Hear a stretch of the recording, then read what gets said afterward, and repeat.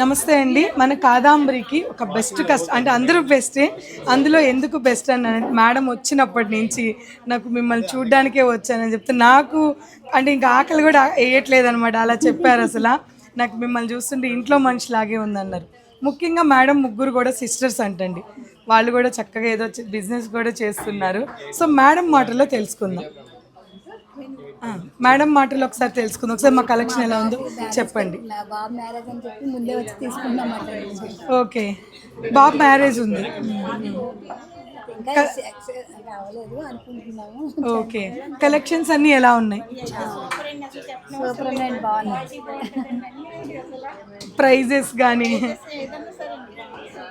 అసలు ఇంకా మాటలు లేవు, ఏం చెప్పక్కర్లేదు అని ఒక మాటలో చెప్తున్నారు మేడము. సో మేడం వాళ్ళు జస్ట్ చూడ్డానికి వచ్చారు. నిజం చెప్పాలంటే నన్ను కలవడానికి వచ్చారు. చాలా శారీస్ తీసుకున్నారు. ఇవేం ఫ్యాన్సీ కాదు కదండి, పట్టు చీరలు అన్ని తీసుకోవడం అంటే అంత ఈజీ ఏం కాదు. So thank you so much అండి. మీ బాబు మ్యారేజ్ మళ్ళీ మా దగ్గరికి రావాలి.